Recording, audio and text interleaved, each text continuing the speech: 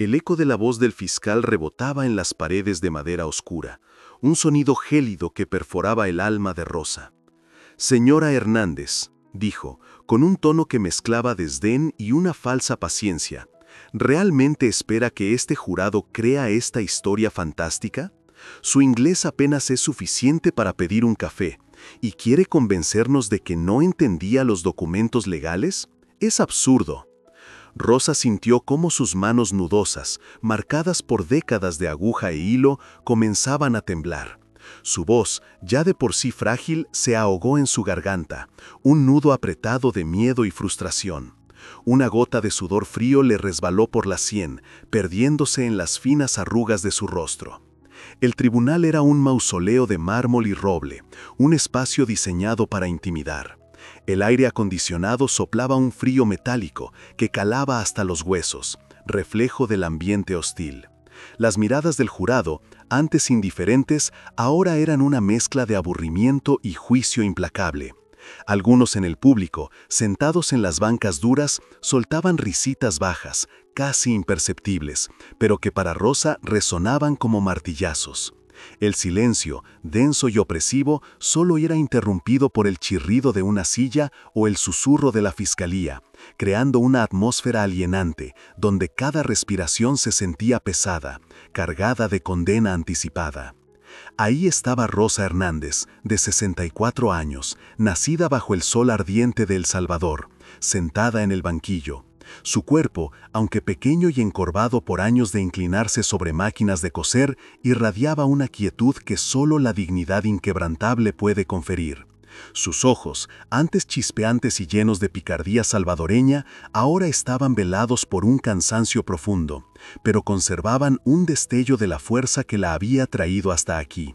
22 años en Los Ángeles, 20 en la misma fábrica textil, transformando telas en sueños para otros. Su cabello, antes negro azabache, ahora era una madeja plateada que enmarcaba un rostro surcado por las líneas del trabajo arduo y la preocupación. Entre sus dedos apretaba un pequeño rosario de cuentas de madera, gastado por innumerables rezos, un ancla en la tormenta. Su blusa, de algodón sencillo pero impecable, era una declaración silenciosa de su modestia. «Mijita, prométeme que buscarás un futuro mejor, aunque yo no esté para verlo». La voz de su madre, suave como una caricia, resonó en su mente. El aire caliente, cargado con el aroma a café y tortillas asándose, se mezclaba con el eco de las risas de sus sobrinos. La esperanza de enviar dinero a casa, de que sus hermanos menores tuvieran una oportunidad, era un faro. Se había despedido de su madre con un abrazo que sabía a despedida para siempre, una promesa sellada con lágrimas y fe inquebrantable. Ahora, bajo las luces frías del tribunal, ese futuro se sentía como una burla cruel. El fiscal, joven y ambicioso, se acercó al estrado, su sombra proyectándose sobre Rosa.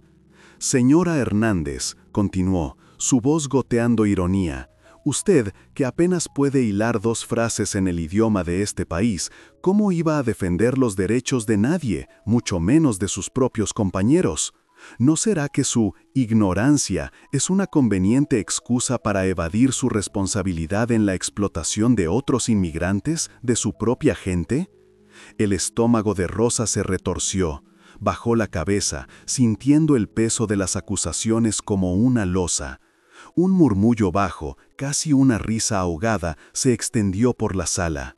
El juez tamboreó sus dedos, un gesto de impaciencia que validaba la burla. El aire se hizo irrespirable, cada aliento una lucha contra la vergüenza impuesta. «Con todo respeto, su señoría», intervino el fiscal, girándose hacia el juez, «estamos hablando de una mujer sin educación formal en este país que se presenta como una maestra costurera, pero que, en realidad, era la pieza clave en un esquema de abuso. Una simple costurera, ¿qué conocimientos legales o administrativos podría tener? ¿Qué sabe de nóminas, de horas extras, de contratos? ¿Realmente la vamos a comparar con los empresarios, con los americanos de verdad que construyan este país y respetan la ley? Rosa intentó levantar la mano, pero el fiscal la interrumpió con un gesto despectivo. «¡Objeción!», gritó su abogado, pero el juez asintió, permitiendo que la humillación continuara. Las miradas del jurado pasaron del desinterés a una clara convicción de su culpabilidad, sus rostros reflejando desconfianza y desprecio. Las palabras del fiscal se clavaron en ella como puñales. Aprovechadora, cómplice de explotación laboral y encima de su propia gente. ¡Qué vergüenza! Rosa sintió una punzada de dolor tan aguda que sus ojos se llenaron de lágrimas. ¿Vergüenza? ¿Yo?, pensó con un nudo en la garganta. El fiscal atacaba su reputación, su identidad, su origen. ¿Para qué seguir? Nadie me cree. ¿Valió la pena? Un deseo abrumador de rendirse la invadió.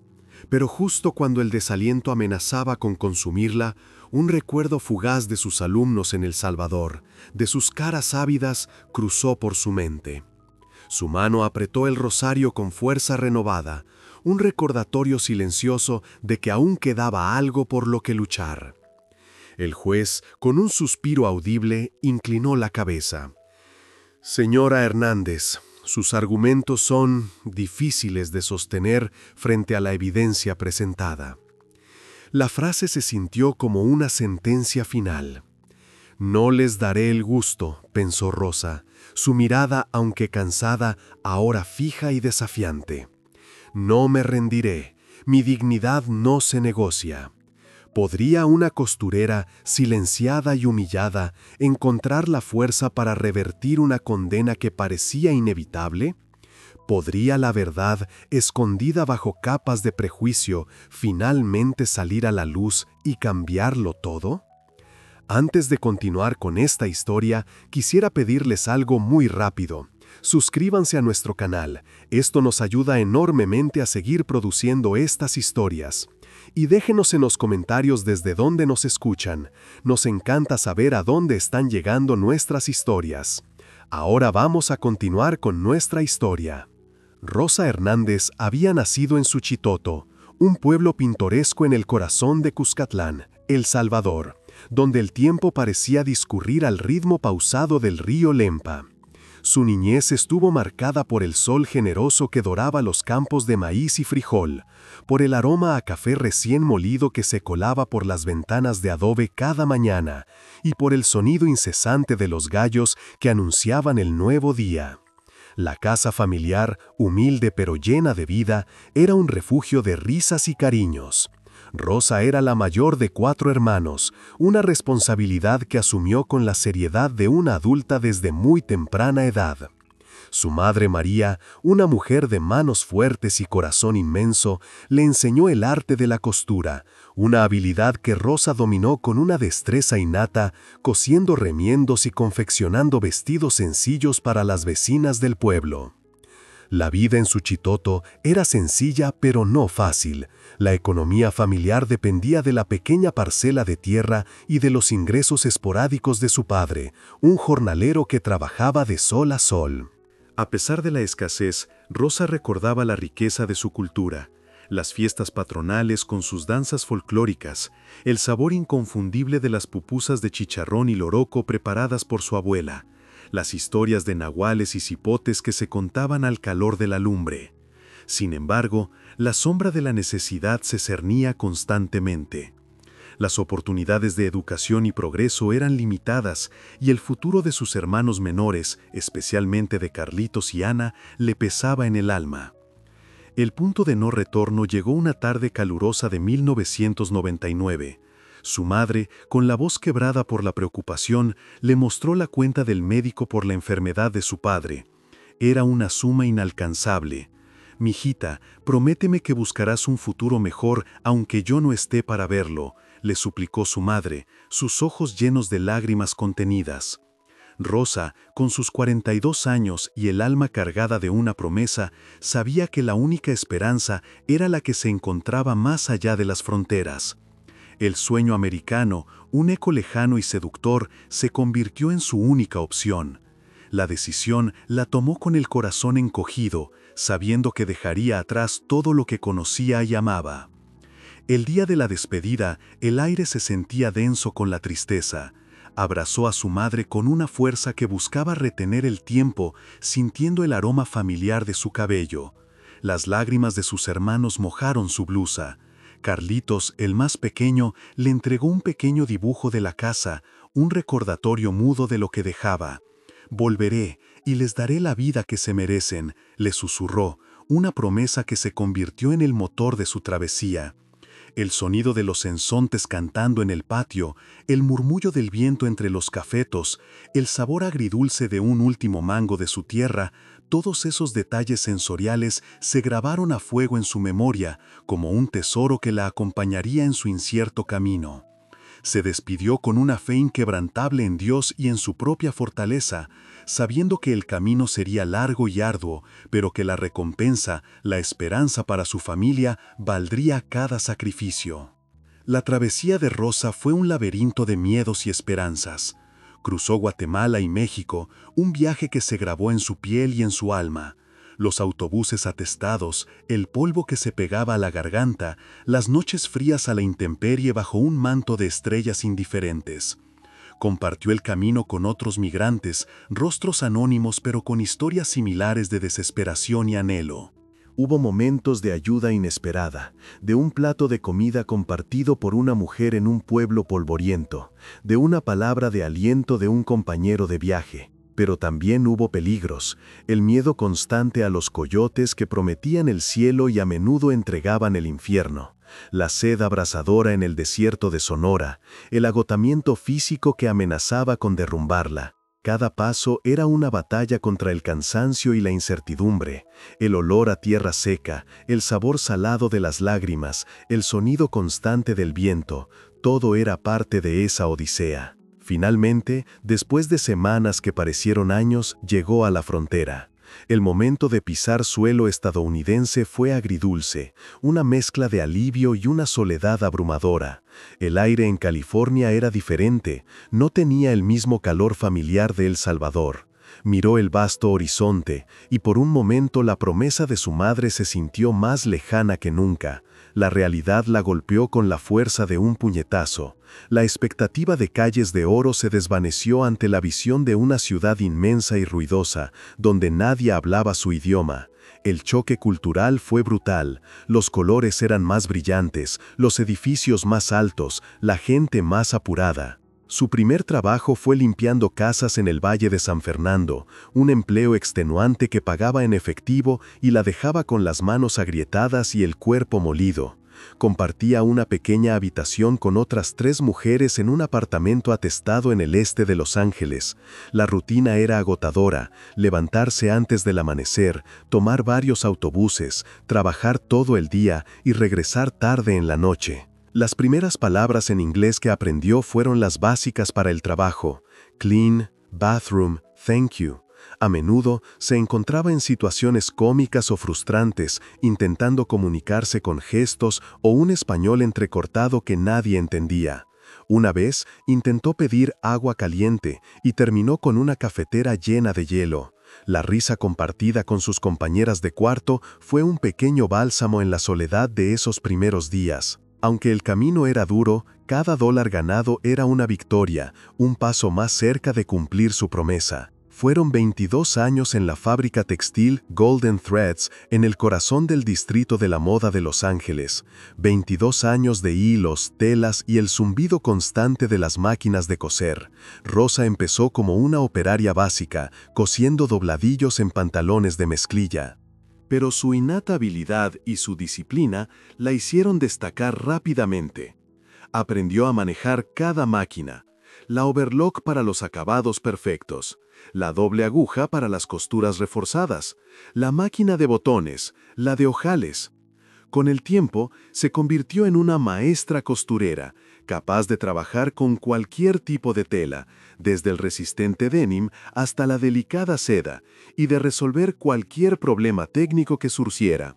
Su velocidad era legendaria, sus costuras imperfectas. El trabajo era arduo, con jornadas de 12 a 14 horas, a menudo sin pago de horas extras, ni beneficios.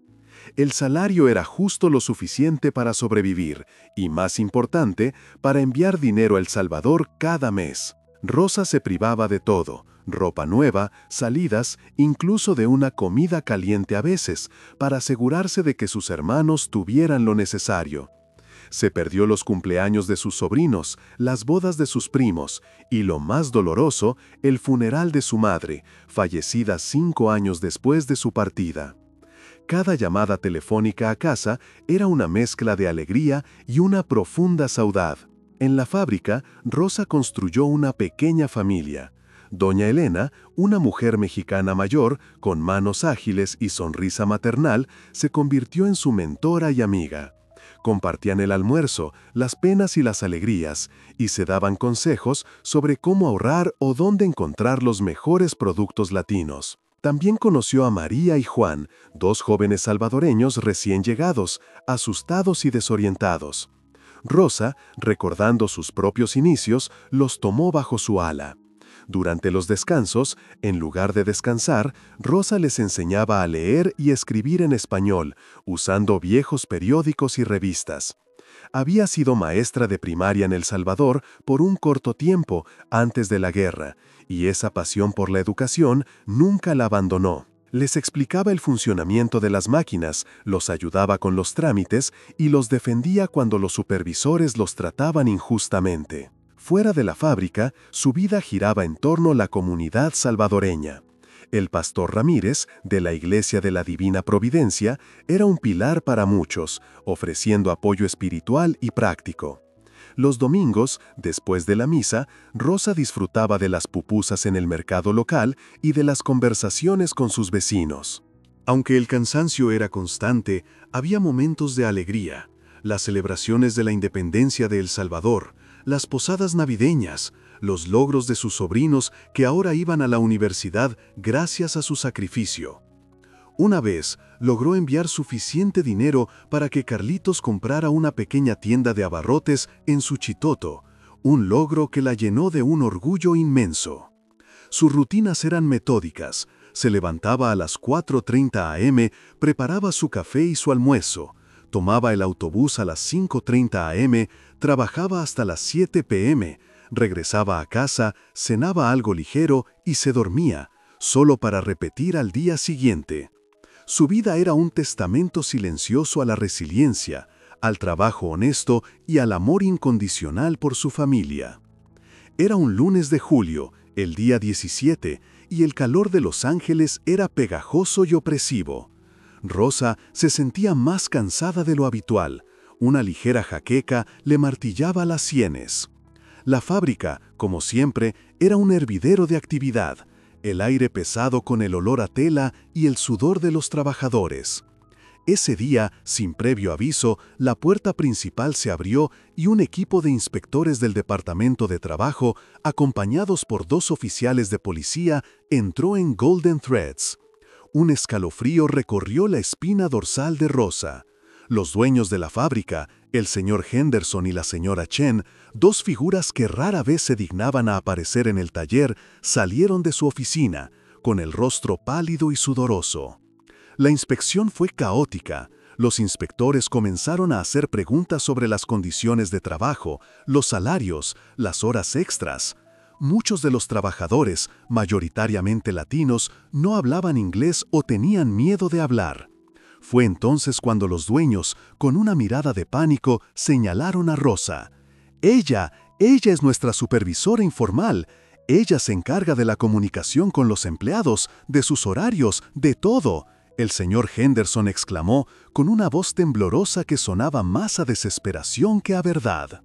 Rosa, que siempre había actuado como traductora por iniciativa propia y por ayudar a sus compañeros, se vio de repente en el ojo del huracán. Intentó explicar, en su español y su inglés limitado, que ella solo era una costurera, que ayudaba a traducir por buena voluntad, sin recibir pago extra ni tener autoridad real. Pero sus palabras se perdieron en la confusión.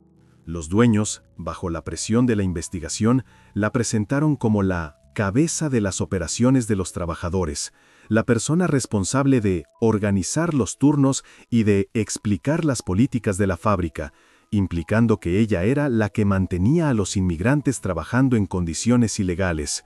Una mentira bien orquestada para desviar la culpa. Un oficial se acercó a Rosa, con una carpeta en la mano. Señora Hernández, está siendo investigada por complicidad en explotación laboral y violación de derechos laborales. Los dueños de la fábrica la han identificado como la supervisora encargada de los trabajadores inmigrantes. Rosa sintió que el suelo se le abría bajo los pies. La incredulidad la paralizó. ¿Ella? ¿La que siempre defendía a sus compañeros? ¿La que les enseñaba a leer? ¿Cómo era posible? Le entregaron unos documentos en inglés que apenas pudo descifrar. La palabra arresto y cargos se repetía, fría y contundente. La noticia corrió como pólvora. Esa misma tarde le prohibieron la entrada a la fábrica. Sus compañeros la miraban con una mezcla de lástima y confusión. Los rumores comenzaron a circular por el barrio. De la noche a la mañana, Rosa se encontró sin trabajo, sin ingresos y con una acusación que amenazaba con destruir todo por lo que había luchado. La promesa a su madre, el sacrificio de tantos años, todo parecía desmoronarse bajo el peso de una injusticia cruel. El miedo, un viejo conocido de su travesía, regresó con una fuerza abrumadora. El arresto de Rosa no fue una detención violenta, sino un proceso lento y burocrático que se sintió como un ahogamiento gradual. Los inspectores del Departamento de Trabajo, junto con los oficiales de inmigración, la llevaron a una oficina provisional instalada en la misma fábrica. La interrogaron durante horas, un oficial haciendo preguntas en un inglés rápido y un traductor oficial, un joven de acento neutro y mirada cansada, que parecía más interesado en terminar su jornada que en la precisión de las palabras. Rosa intentaba cooperar, explicar que ella solo ayudaba, que no tenía autoridad, pero cada frase se distorsionaba. Cuando decía «yo solo ayudaba a mis compañeros», el traductor lo convertía en «ella supervisaba las tareas de sus colegas». Las barreras del lenguaje no eran solo de vocabulario, sino de contexto, de intención, de la misma esencia de su verdad.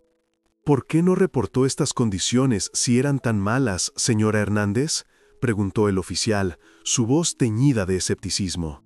«Pero si yo lo hacía, me amenazaban con despedirme, con llamar a la migra», respondió Rosa, el miedo en su voz. El traductor tradujo. Ella dice que fue amenazada con el despido si no seguía las órdenes de los dueños. La omisión de la migra era crucial, pero pasó desapercibida. Después de horas de interrogatorio la llevaron a la estación de policía. No fue esposada, pero la sensación de encierro era palpable. Pasó una noche en una celda fría y sucia, el olor a desinfectante y desesperación impregnando el aire. El colchón era una colchoneta delgada, la manta áspera. En esa oscuridad, el rosario de madera se convirtió en su única compañía, susurrando oraciones a la Virgen de Guadalupe. Al día siguiente, le presentaron los cargos formales. Su abogado de oficio, un joven recién graduado llamado Daniel Reyes, con ojos sinceros pero visiblemente abrumado, le explicó la gravedad de la situación.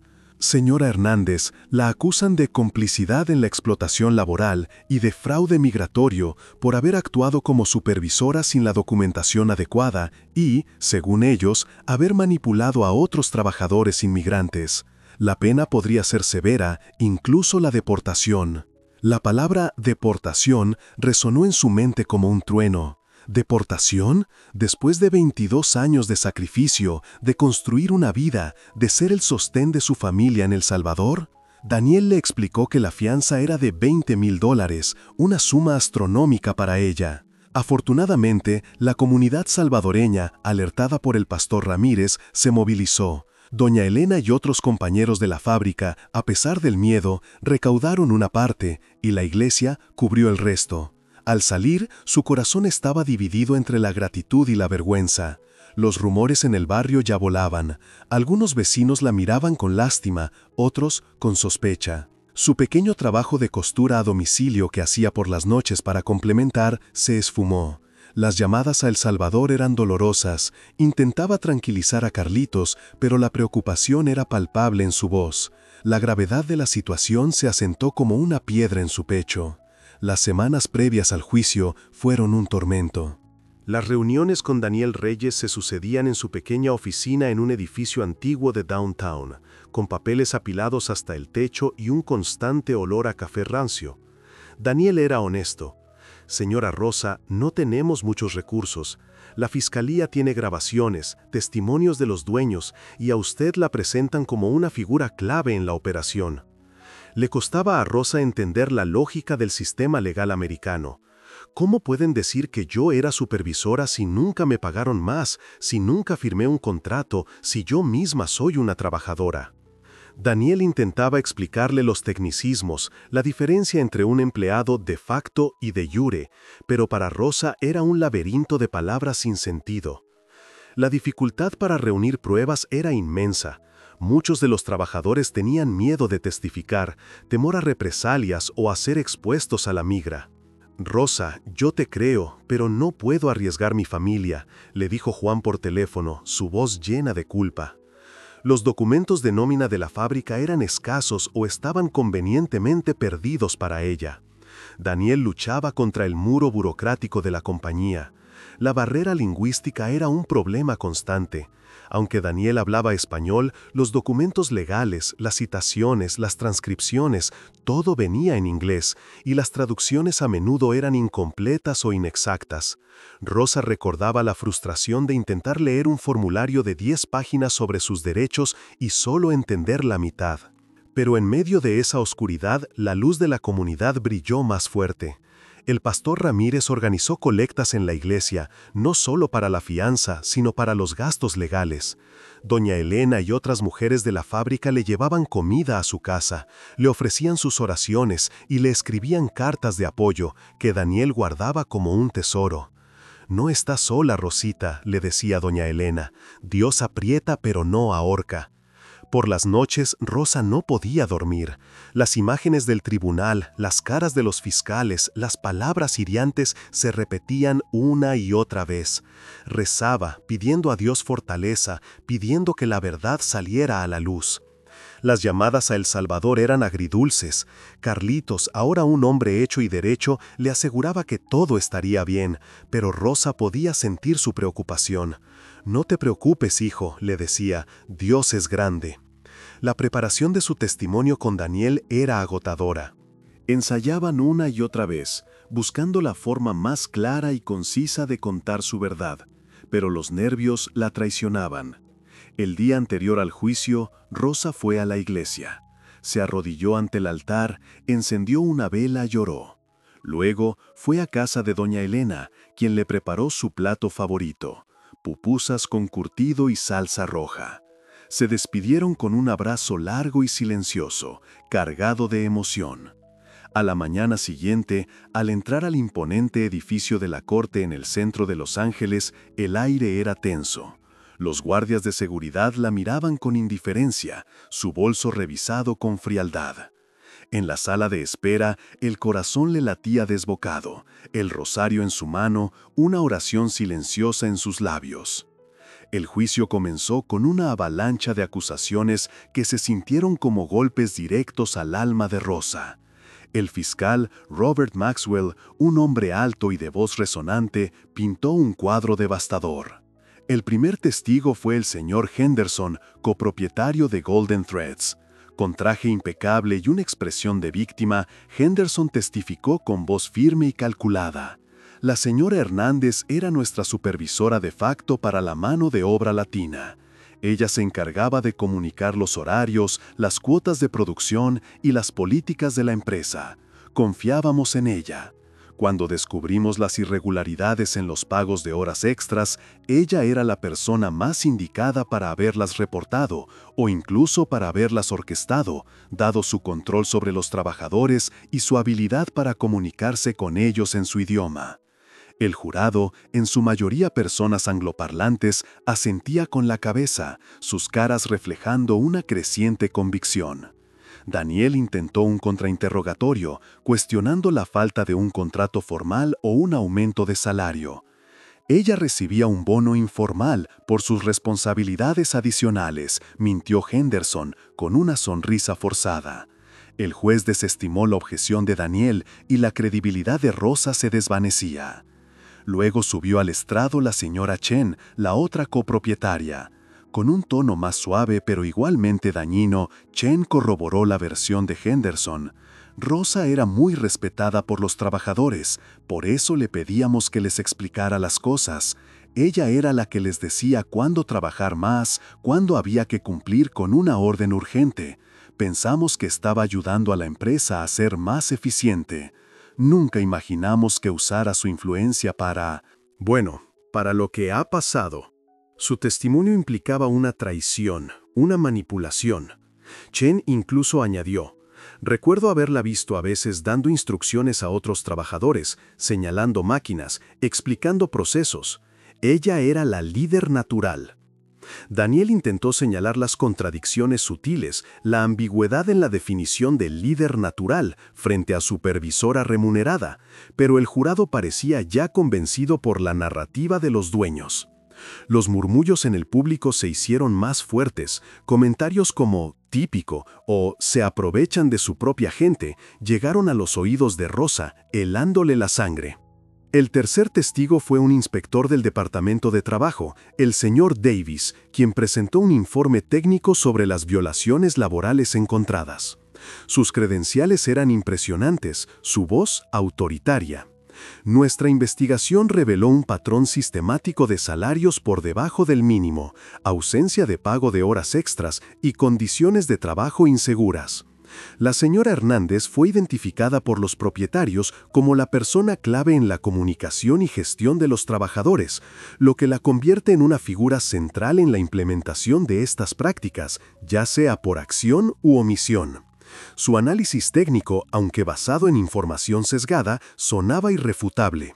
El jurado tomaba notas diligentemente, sus rostros reflejando la gravedad de las acusaciones.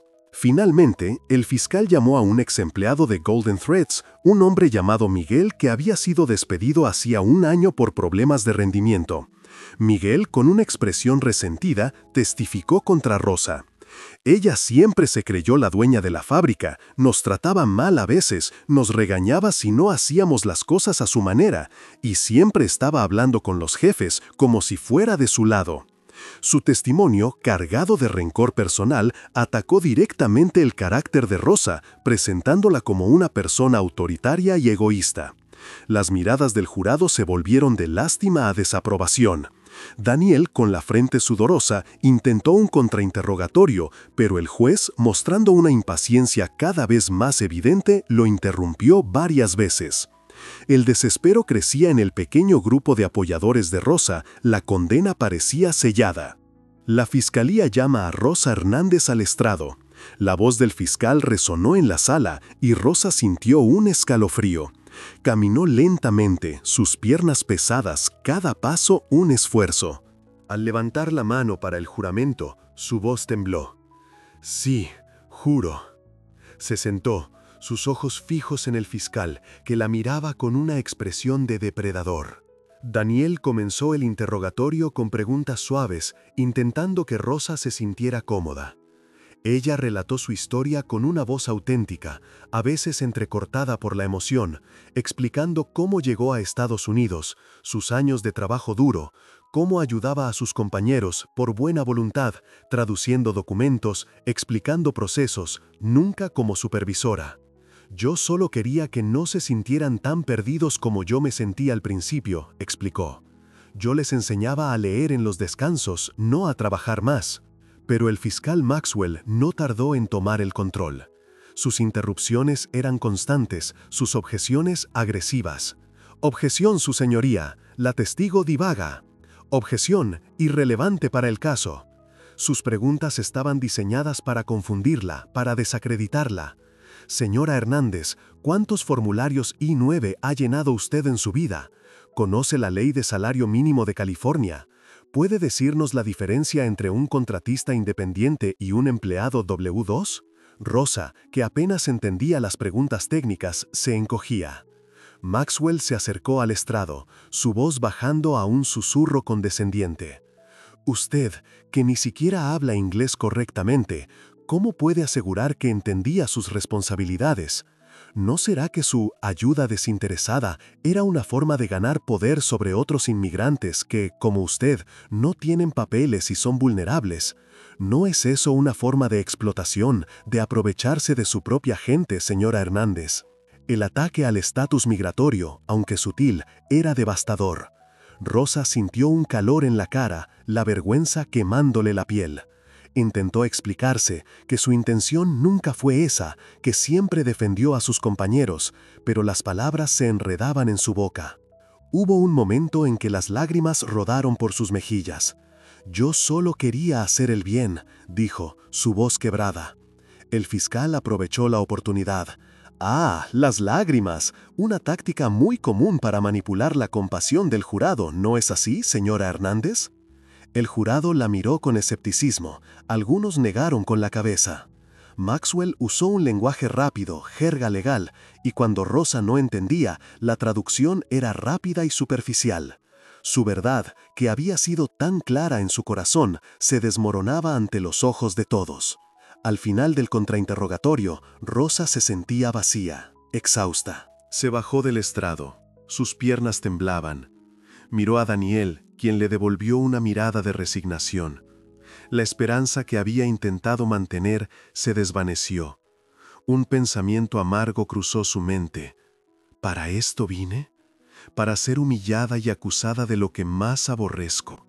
¿Valió la pena dejar mi tierra, mi familia, para terminar así? La derrota era un sabor amargo en su boca. El ambiente en la sala del tribunal era sombrío al día siguiente. La fiscalía parecía haber sellado el caso. Daniel, el abogado de Rosa, se preparaba para los argumentos finales con una expresión de derrota. Pero justo cuando el juez iba a declarar un receso antes de las deliberaciones, Daniel se levantó de pronto, su rostro pálido, pero con un brillo renovado en los ojos. «Su señoría, la defensa tiene una nueva evidencia que creemos es crucial para este caso. Un testigo inesperado se ha presentado esta mañana». El fiscal Maxwell se puso de pie de un salto, su cara un poema de incredulidad y furia. «Objeción, su señoría. Esto es un intento desesperado de la defensa de introducir pruebas de última hora, una táctica dilatoria y sin precedentes». El juez, visiblemente molesto, golpeó el mazo. «Abogado Reyes, espero que esta evidencia sea sustancial. De lo contrario, enfrentará serias consecuencias». «Lo es, su señoría. Es un documento que demuestra la verdadera estructura de jerarquía en Golden Threads y, lo que es más importante, grabaciones de conversaciones que implican a los verdaderos responsables». El documento era un viejo organigrama de la fábrica, fechado 5 años atrás, que un ex contable, ahora jubilado y viviendo en Arizona, había encontrado entre sus papeles y enviado por correo a Daniel, con una nota de disculpa por no haberlo hecho antes. En ese organigrama, Rosa Hernández aparecía claramente como operaria de máquina senior, y los puestos de supervisora de producción estaban ocupados por otras 2 personas, americanas, que nunca habían sido mencionadas. Pero la verdadera bomba fueron las grabaciones. Daniel pidió permiso para reproducir un archivo de audio.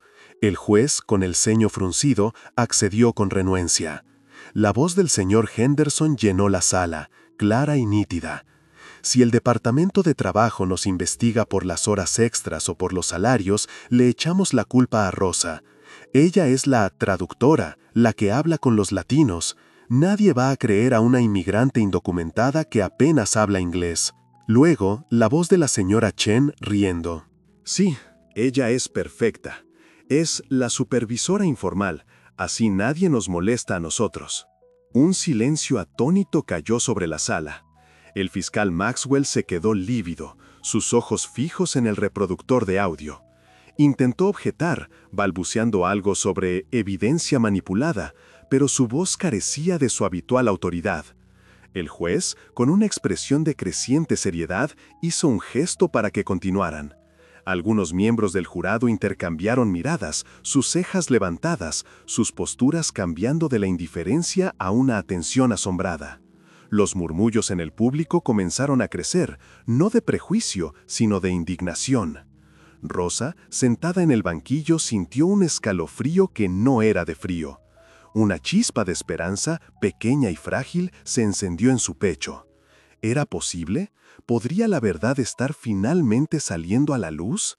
Daniel, revitalizado, pidió una investigación adicional inmediata sobre los dueños de Golden Threads y la autenticidad de las grabaciones.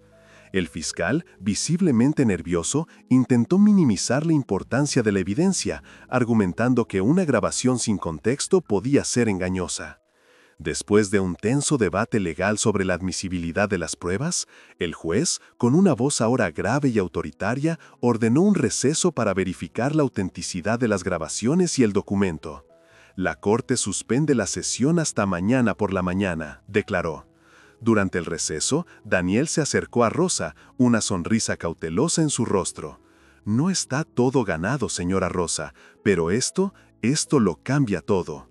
La atmósfera al salir del tribunal era completamente diferente. La condena ya no era segura. La balanza de la justicia, por primera vez, parecía inclinarse a su favor. La mañana siguiente, el tribunal estaba cargado de una expectativa palpable. El receso ordenado por el juez había transformado el ambiente de resignación a una tensión vibrante.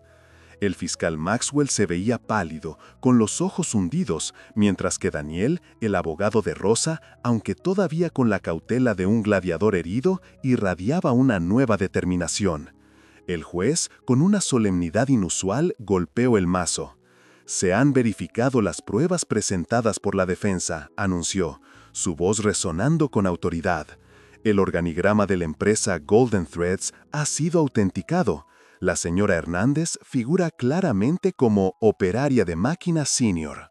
Y lo más importante, las grabaciones de audio han sido confirmadas como genuinas y sin manipulaciones. Un murmullo de asombro recorrió la sala. La cara del fiscal Maxwell se contorsionó en una mueca de incredulidad y furia contenida. Intentó levantarse para objetar, pero el juez lo detuvo con una mirada gélida. «Abogado Maxwell, su objeción ha sido registrada y denegada. La Corte procederá a escuchar a los testigos adicionales que la defensa ha logrado contactar durante el receso». Rosa sintió un escalofrío que le erizó la piel.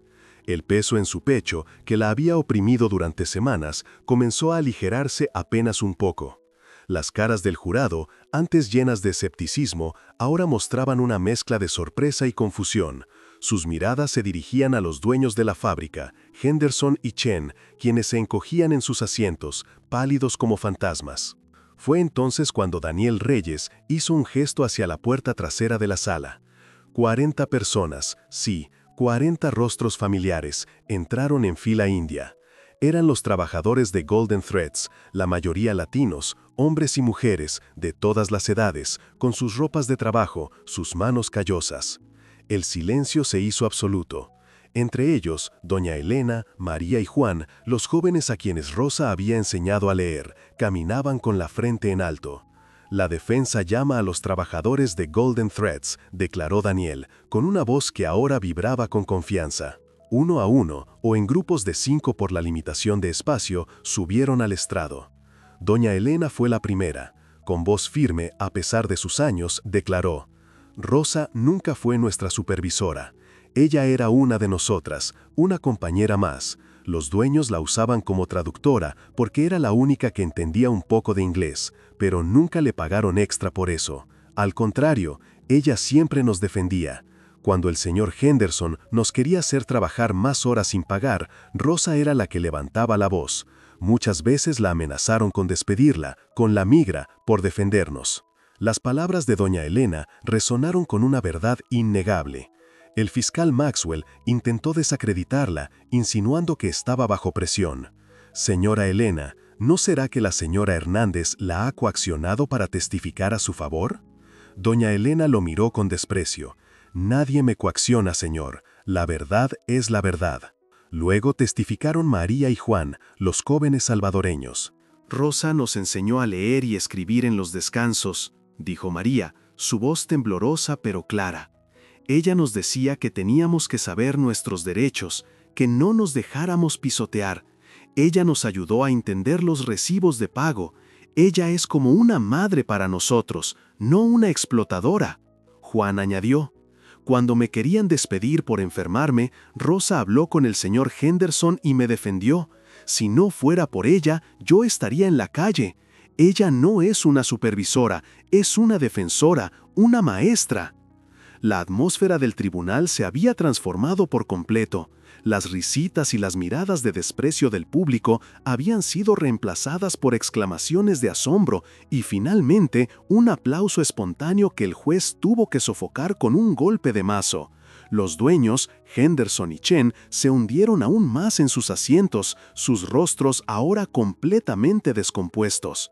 Rosa, sentada en el banquillo, no podía contener las lágrimas. Lágrimas de alivio, de gratitud, de ver a su comunidad, a su gente, levantarse por ella. Daniel, viendo el impacto de los testimonios, lanzó su última revelación. Su señoría, la fiscalía ha intentado descalificar a la señora Hernández por su limitada educación en este país y ha cuestionado su capacidad para enseñar o supervisar. Sin embargo, la defensa tiene una prueba más. Daniel mostró un certificado amarillento y algo doblado. Este es el título de la señora Rosa Hernández como maestra de educación primaria, expedido por el Ministerio de Educación de El Salvador en 1978. La señora Hernández no solo tiene una educación formal, sino que su vocación ha sido siempre la de educar y empoderar a otros.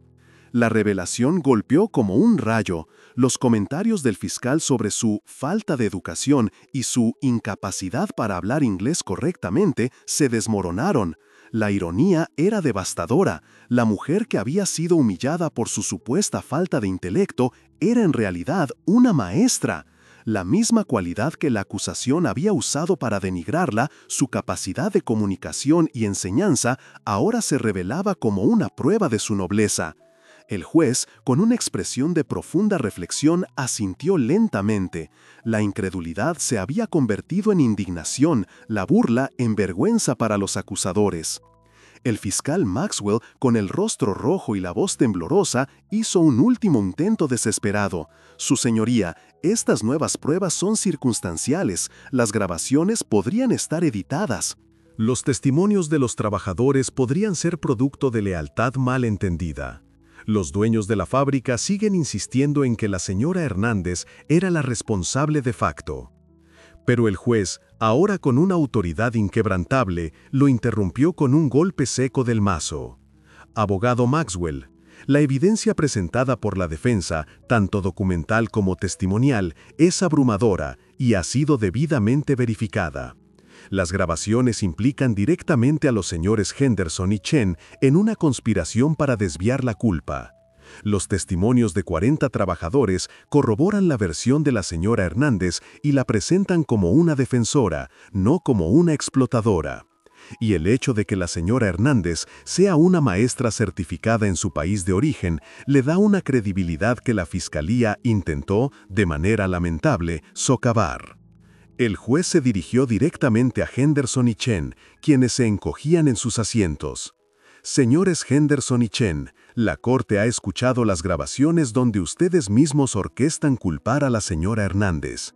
¿Tienen algo que decir en su defensa ante esta evidencia irrefutable? El señor Henderson, con la cara bañada en sudor, intentó balbucear una excusa. Nosotros estábamos bajo presión, su señoría.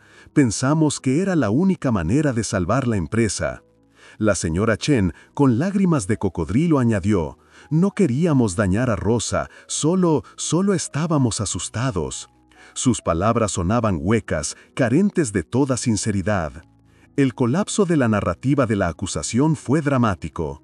La sala, antes ruidosa, ahora estaba sumida en un silencio pesado y cargado. Las miradas del jurado se posaron en los dueños de la fábrica con una mezcla de desprecio y furia. El juez, con una expresión severa, hizo un comentario que resonaría en la sala. Es una grave afrenta a la justicia y a la dignidad humana culpar a una trabajadora inmigrante, que además es una educadora, de los crímenes cometidos por los verdaderos responsables. La corte no tolerará este tipo de engaño. Rosa, en el banquillo, sentía que su corazón iba a estallar. De repente todo lo que había sufrido, la humillación, el miedo, la desesperación, se transformó en una sensación abrumadora de justicia. No podía creer el cambio. Sus ojos se llenaron de lágrimas, pero esta vez no eran de tristeza, sino de un alivio profundo. Miró a Daniel, quien le dedicó una sonrisa llena de orgullo. La balanza se había volteado completamente. El jurado se retiró a deliberar. Para Rosa, los minutos se estiraron en horas, cada tic-tac del reloj en la pared del tribunal resonando como un golpe en su alma. Se aferró al rosario, susurrando oraciones, mientras Daniel intentaba darle palabras de esperanza, aunque su propia voz denotaba el nerviosismo. Ya no hay duda, señora Rosa, han visto la verdad. Pero la incertidumbre seguía siendo un nudo en su estómago. Finalmente, después de lo que pareció una eternidad, el ujier anunció: «El jurado ha llegado a un veredicto». El corazón de Rosa se disparó. Los jurados entraron, sus rostros indescifrables, pero con una nueva dignidad en su andar. El juez preguntó: «¿Ha llegado el jurado a un veredicto en el caso del Estado contra Rosa Hernández?». El portavoz del jurado, una mujer de mediana edad con gafas, se puso de pie, su voz clara y resonante. «En el cargo de complicidad en explotación laboral, encontramos a la acusada». El tiempo se detuvo. Rosa contuvo la respiración. El aire se hizo espeso. El sudor frío le corría por la espalda.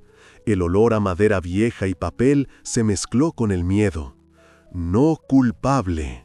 La palabra inocente o no culpable, pronunciada con tanta claridad, con tanta fuerza, hizo eco en la sala. Rosa se quedó paralizada un segundo, la palabra rebotando en su mente. ¿Había escuchado bien? Luego, la comprensión la golpeó como una ola gigante. Se llevó las manos a la cara, las lágrimas brotaron sin control, un colapso emocional de alivio y gratitud que la hizo temblar. Daniel la abrazó con fuerza y los pocos familiares y amigos presentes en la sala, liderados por doña Elena y el pastor Ramírez, estallaron en gritos de alegría, aplausos y llanto colectivo. La comunidad latina en la sala se puso de pie, vitoreando, algunos levantando las manos al cielo en señal de agradecimiento. Los acusadores, Henderson y Chen, salieron rápidamente de la sala, con las cabezas bajas, avergonzados. Algunos miembros del jurado también tenían lágrimas en los ojos, una satisfacción visible en sus rostros por la justicia servida. Pero lo más impactante fue la declaración especial del juez. Con un tono que era una mezcla de arrepentimiento y profundo respeto, se dirigió a Rosa. «Señora Hernández», dijo, su voz ahora suave pero firme, «la Corte lamenta profundamente el trato que ha recibido en este proceso. Su dignidad y su integridad han sido inquebrantables. Su historia es un testimonio de la resiliencia y la contribución invaluable de la comunidad inmigrante a este país. Usted no solo es inocente de los cargos, sino que ha demostrado ser un pilar de su comunidad, una verdadera maestra y defensora. La Corte le extiende una disculpa formal por la injusticia que ha enfrentado». Las palabras del juez fueron un bálsamo para el alma de Rosa. El espacio físico del tribunal, que había sido un lugar frío y hostil, ahora se sentía cálido, bañado por una luz de esperanza. Rosa, con su dignidad completamente restaurada, se levantó, secándose las lágrimas. Abrazó a Daniel, a doña Elena, al pastor Ramírez. Al salir del tribunal, el sol de los ángeles la recibió, no como una amenaza, sino como una promesa. Miró al cielo, una profunda gratitud en su corazón. Había pasado por el infierno, pero había salido victoriosa. La historia de Rosa Hernández, la costurera salvadoreña que se atrevió a enfrentar la injusticia, resonó mucho más allá de las paredes del Tribunal de Los Ángeles.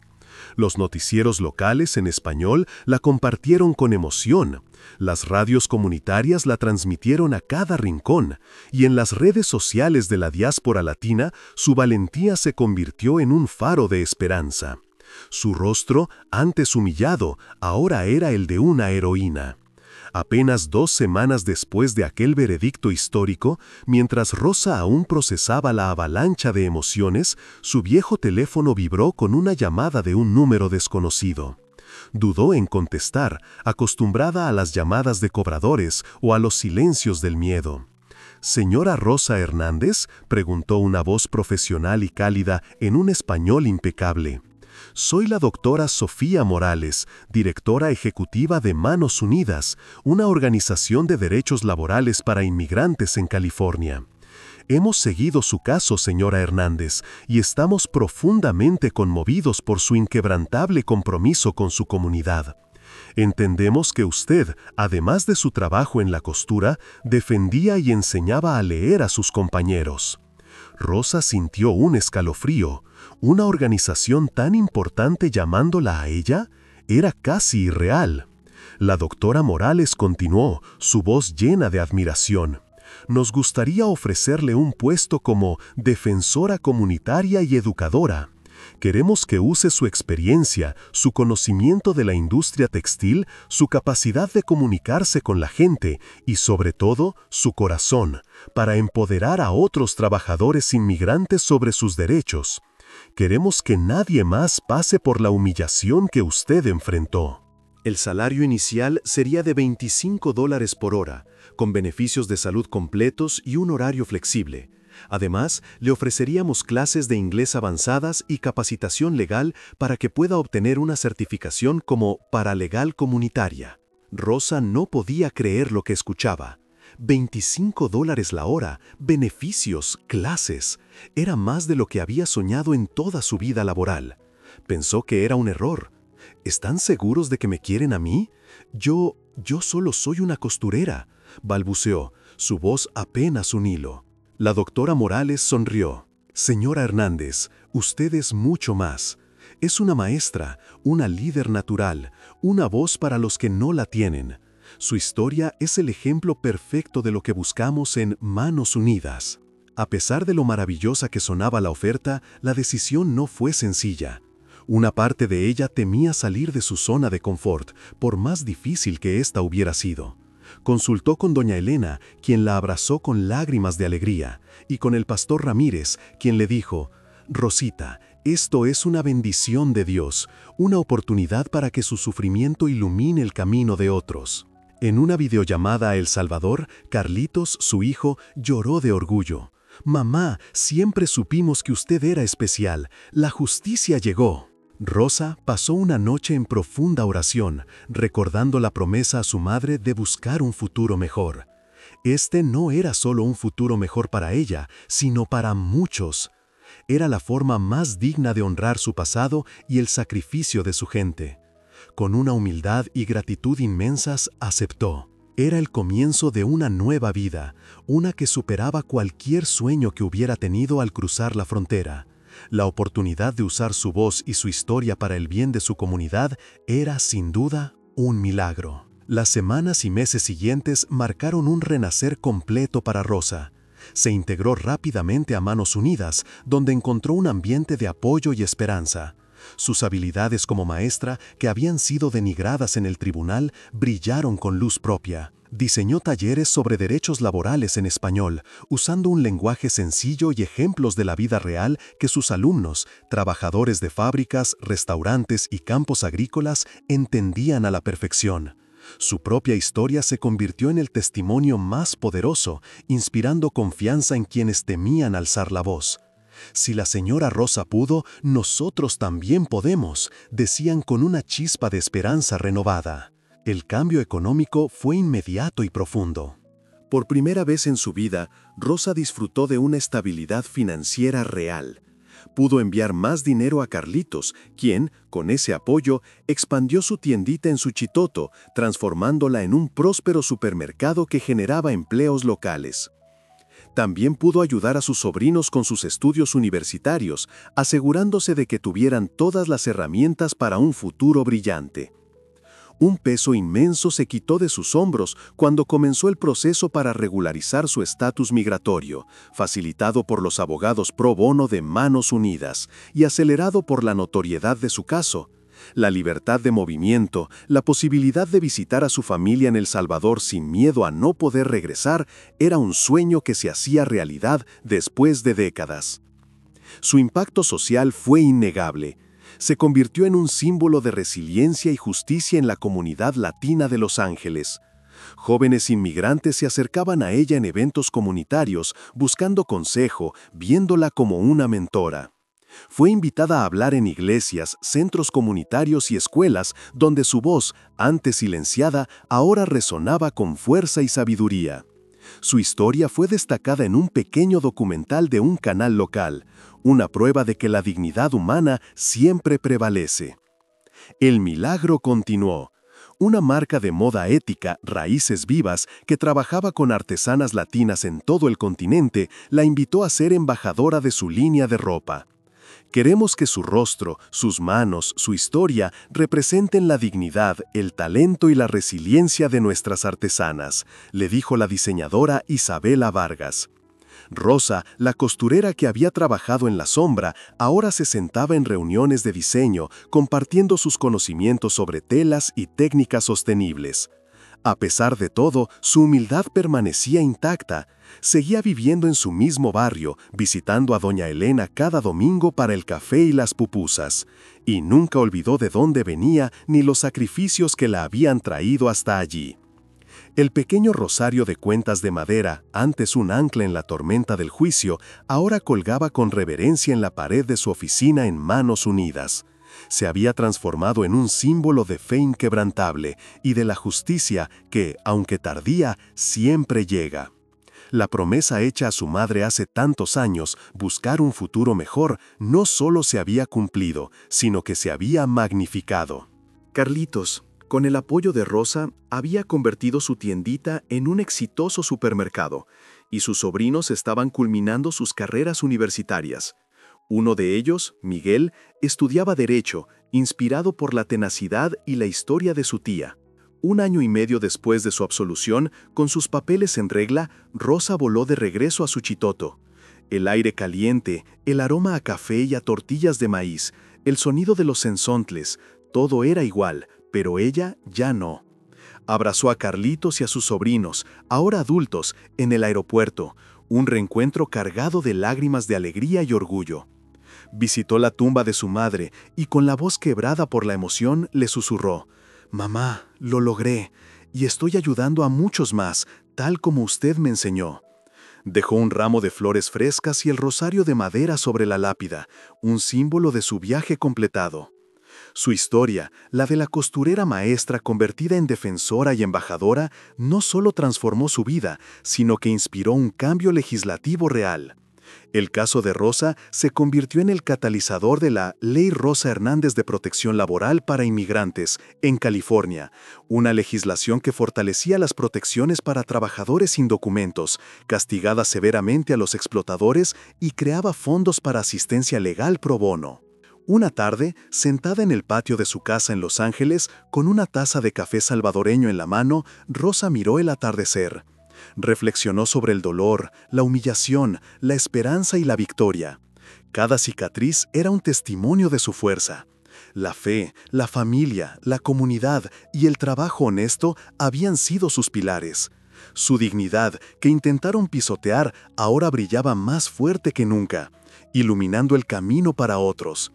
Una paz profunda la envolvió. Era una mujer de 65 años, una inmigrante, una maestra, una defensora, una embajadora y, sobre todo, una mujer libre, orgullosa y profundamente agradecida. La historia de Rosa Hernández que acabamos de compartir es mucho más que el relato de una mujer valiente. Es el eco de millones de voces, de incontables jornadas de sacrificio y de una dignidad inquebrantable que reside en el corazón de cada inmigrante latinoamericano que ha llegado a estas tierras.